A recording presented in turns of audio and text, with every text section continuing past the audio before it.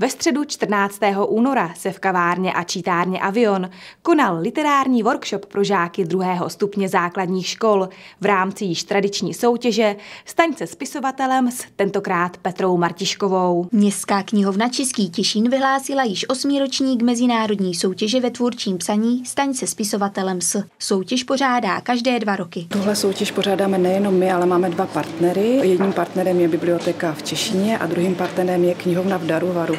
Daruvar je pro nás zajímavý a zvláštní tím, že tam žije početná česká menšina a proto s knihovnicemi z Daruvaru hojně spolupracujeme. Cílem je přivést žáky k samostatnému psaní, zprostředkovat kontakt se spisovatelem literatury pro děti a mládež, který jim předá inspiraci a nakonec jejich tvůrčí literární práci zhodnotí. Letošního literárního workshopu se zúčastnilo kolem 80 dětí. Nejdřív bych možná řekla, že jsme oslovili paní spisovatelku Petru Martiškovou, která je v pořadí tedy už 8. spisovatelka, která souhlasila s tímto nelehkým úkolem. Do soutěže se zapojují žáci základních škol tady v Českém Těšíně. Máme tam taky takovou zvláštnost, že k nám nechodí celé třídy, ale vždycky požádáme učitelky a školy, aby k nám poslali výběr žáků, nejdříve z 1. stupně a potom z 2. stupně. Takže máme naději, že k nám na tenhle literární workshop a soutěže se zúčastní děti, které chtějí opravdu psát.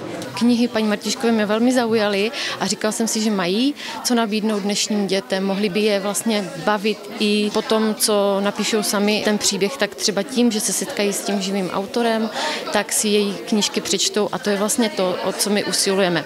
Aby děti nejenom teda psali, ale i četli, aby je to bavilo, aby se zvyšovala ta jejich čtenářská gramotnost a přilákat prostě je ke knihám, když teď mají mnoho jiných médií, které je baví. Téma soutěžní literární práce v knihovně vymýšlejí společně s osloveným autorem. Tentokrát to je Já superhrdina. Je to takové téma, které si myslíme, že se bude dětem psát dobře, protože si můžou o sobě vymyslet nějaké superschopnosti. Je to takový záběr do světa fantazie a to je téma, které je určitě zajímá. Já si myslím, že je to pro ně úžasný téma, protože se v něm můžou opravdu vyřádit, můžou si dopřát jakoukoliv vlastnost, můžou umět lítat, můžou se umět teleportovat v čase, prostě vymyslet úplně cokoliv. Přijde mi to, že pro tu jejich fantazii, že si tam fakt můžou s tím neskutečně pohrát a že to je pro ně fakt jako jednoduchý, protože se nemusí držet při zemi zákonitostí toho, jak to funguje vlastně v tom našem běžném světě. Z gymnázia Josefa Božka přišlo na literární workshop v první skupince 9 studentů, kteří se na něj nadmíru těšili. To bylo čistě se zájmou těch dětí,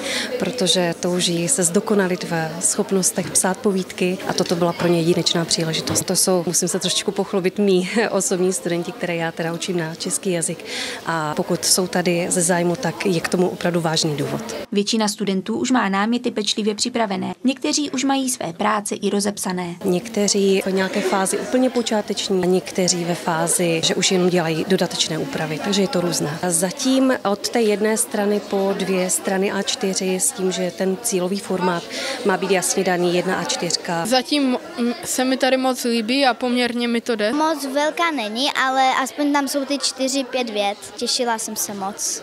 Znáš nějaké její knížky nebo chystáš se je přečíst? Chystám se je přečíst. První jsem si to napsala na papír, jakože, ale potom to dopíšu do počítače. Líbí se mi moc, zatím to podle mě zvládám. Myslíš, že ty její rady jsou cenné, že vám to pomůže v tom psaní? Jo, určitě.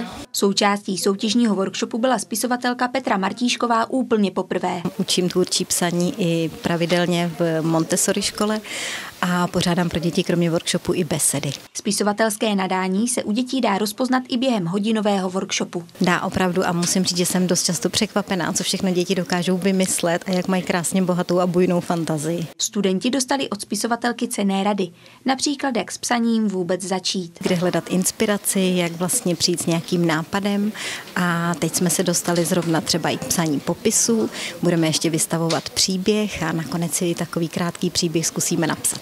Spisovatelka Petra Martišková napsala svou úplně první knihu ve 12 letech.